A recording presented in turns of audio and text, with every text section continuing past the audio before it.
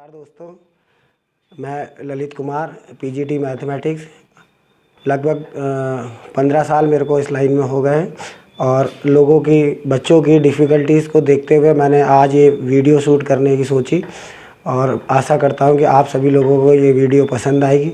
अगर पसंद आए तो लाइक और शेयर ज़रूर करें और जो भी इसमें आगे कुछ करेक्शन करना हो तो आप मेरे को कमेंट में सलाह भी दे सकते हैं।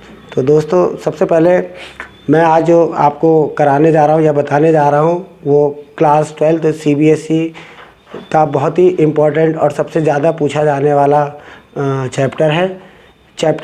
बात करता हूँ मैं चैप्टर 11 जो कि हमारा 3 डायमेंशनल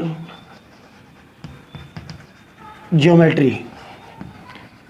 तो सबसे पहले मैं आपको ये बता दूं कि मैंने सबसे पहले ही चैप्टर क्यों चूज़ किया। तो बच्चों की डिफ़िकल्टी को देखते हुए मैंने ये चैप्टर इसलिए चूज़ किया क्योंकि सबसे ज़्यादा प्रॉब्लम इस चैप्टर में बच्चों को सबसे ज़्यादा प्रॉब्लम आती है। प्रॉब्लम आने का मेन रीज़न ये है कि इस चैप्टर में सबसे ज़्यादा जो है इमेजिनेशन करना पड़ता है बच्चों को, और जो कि मतलब बहुत ही ज़्यादा डिफ़िकल्ट हो जाता है बच्चों के लिए। जैसे कि हमने क्लास 11th में पढ़ा था कि हमारे पास जो ऑब्जेक्ट्स होते हैं वो 3D फिगर्स में होते हैं। कहने का मतलब एक्स, वाई और जेड एक्सेस पे होते हैं। तो आज जो हमारा टॉपिक है चैप्टर 3 डायमेंशनल ज्योमेट्री का, जो हम कवर करने जा रहे हैं, उसका नाम है direction cosines and direction ratios of a line. सबसे पहले हम इसमें बात करेंगे डायरेक्शन कोसाइन की। तो डायरेक्शन कोसाइन होता क्या है, सबसे पहले हम ये जानना चाहेंगे। तो डायरेक्शन कोसाइन क्या होता है कि अगर किसी भी 3 डायमेंशनल फिगर में कोई पॉइंट ओरिजिन O से अगर ज्वाइन किया जाता है तो एक लाइन हमको मिलती है। आप देख रहे होंगे एक लाइन मिल रही है हमें OL। ये लाइन एक्स एक्सिस से, वाई एक्सिस से और जेड एक्सिस से, इन तीनों ही एक्सिस से कुछ ना कुछ एंगल बना रही है। तो ये जो एंगल बना रही है लाइन OL एक्स एक्सिस से, वाई एक्सिस से और जेड एक्सिस से, इनको हम डायरेक्शन एंगल्स कहते हैं। क्या कहते हैं बच्चों? Direction angles. तो सपोज करते हैं कि अगर ये x axis line alpha angle बनाए, वाई एक्सिस से बीटा एंगल बनाए और जेड एक्सिस से गामा एंगल बनाए, तो इसके डायरेक्शन कोसाइंस क्या होंगे? इसके डायरेक्शन कोसाइंस, अगर इन एंगल्स में हम कोसाइन जोड़ दें तो वो इसके डायरेक्शन कोसाइंस कहलाते हैं, और इसको हम L, M एंड N से रिप्रेजेंट करते हैं। तो कहने का मतलब यह है कि अगर डायरेक्शन कोसाइन L की बात करें हम, तो L इज इक्वल टू हो जाता है हमारा cos alpha. Direction cosine M की बात करें हम तो M हो जाता है हमारा कॉस बीटा, और डायरेक्शन कोसाइन N की अगर हम बात करें तो N हो जाता है हमारा कॉस गामा। तो इस तरह से मैं सोचता हूँ कि आप लोग को डायरेक्शन कोसाइन समझ में आ गया होगा कि डायरेक्शन।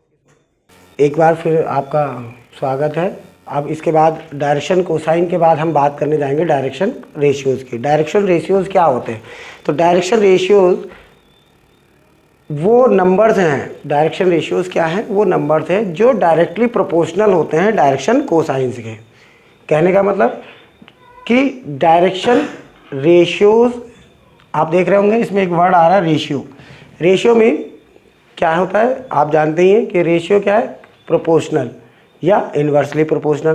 तो यहाँ पर क्या होता है? डायरेक्शन रेशियोज़ वो नंबर्स होते हैं जो डायरेक्टली प्रोपोर्शन होते हैं डायरेक्शन कोसाइंस के। कहने का मतलब अगर हम let the direction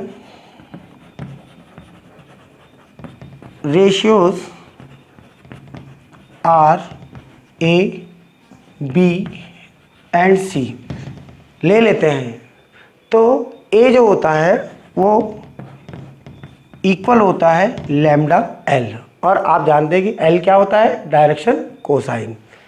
similarly B क्या होता है?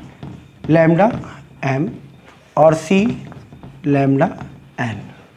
अगर इन तीनों रिलेशंस को हम मिला दें तो हमको डायरेक्शन कोसाइन और डायरेक्शन रेशियोज़ के बीच में एक रिलेशन भी मिल जाता है, और जिससे कि हम बहुत सारे क्वेश्चंस भी कर सकते हैं आराम से। जैसे कि यहाँ पर देखते हैं हम कि lambda is equal to A upon L, lambda is equal to B upon M, और lambda is equal to C upon N. अगर इन तीनों को अगर हम मर्ज कर दें या मिला दें तो हमें डायरेक्शन रेशियोज़ फाइंड करने में बहुत ही ईजी पड़ जाता है। डायरेक्शन रेशियोज़ हमारे कैसे फाइंड होते हैं? A upon A square plus B square plus C square, B upon A square plus B square plus C square, and C is equal to A square plus B square plus C square. तो इस फॉर्मूले की help से हम direction ratios भी find कर सकते हैं। अब इसके बाद हम डायरेक्शन कोसाइन और डायरेक्शन रेशियोज़ पे बेस्ड एक क्वेश्चन करेंगे।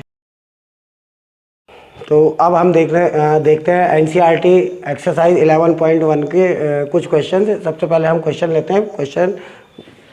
क्वेश्चन नंबर वन है कि if a line makes angles 135 degree, 90 degree,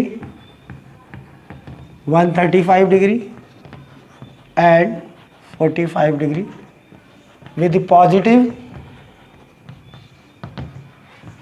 direction of x-axis, then find its direction cosine। तो बच्चों आप लोग को ये समझ में तो आ गया होगा कि डायरेक्शन कोसाइन क्या होते हैं। तो ये क्वेश्चन बहुत ही इजी हो जाएगा आपके लिए कि डायरेक्शन कोसाइन क्या बताया था मैंने आपको पिछली वीडियो में। क्या बताया था मैंने कि डायरेक्शन कोसाइन क्या होते हैं? डायरेक्शन कोसाइन वो एंगल्स होते हैं जो positive direction of x axis के साथ कोई पॉइंट बनाता है या कोई लाइन बनाती है। तो यहाँ पर आप देख रहे हैं कि एंगल बन रहे हैं 90, 135 एंड 45। तो आपके डायरेक्शन कोसाइन क्या होते थे? एल इज इक्वल टू कितना का कॉस 90 डिग्री, एम कितना हो जाएगा आपका कॉस 135 डिग्री, और एन कितना हो जाएगा आपका कॉस 45 डिग्री। अब आपको इनकी ट्रिग्नोमेट्रिक वैल्यूज़ मालूम होना बहुत ज़रूरी है। जैसे कॉस 90 कितना होता है? कॉस 90 हो जाता है हमारा 0। कॉस 135, अब कॉस 135 आप जनरली निकाल नहीं पाते, तो आप इसके लिए क्या जाएंगे? इसके कॉम्प्लीमेंट्री एंगल में जाएंगे। कहने का मतलब है आप कॉस 135 को लिख सकते हैं cos 90 plus 45। 90 plus 45 mean minus sine 45, और माइनस साइन 45 कितना हो जाता है आपका? -1/√2। सिमिलरली एन कितना होगा? कॉस 45, जो कि आपको मालूम है कॉस 45 कितना होता है? 1/√2। तो इसके डायरेक्शन कोसाइन से क्या हो गए? इसके डायरेक्शन कोसाइन हो गए आपके 0, -1/√2 एंड 1/√2। तो आप इस तरीके से इसके डायरेक्शन कोसाइंस निकाल सकते हैं अगर आपको एंगल्स मालूम हो तो। इसके बाद हम क्वेश्चन नंबर 1 के बाद क्वेश्चन नंबर 2 करेंगे जो डायरेक्शन रेशियोज़ पे बेस्ड है। तो आप नोट करना चाहें तो नोट कर सकते हैं इसको।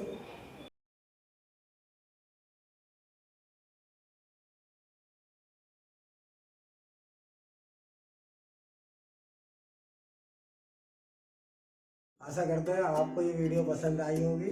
अगर आपको वीडियो पसंद आए तो लाइक और शेयर ज़रूर करें, और अगर आप कोई सुझाव देना चाहते हैं तो नीचे कमेंट बॉक्स में अपना सुझाव ज़रूर दें। धन्यवाद।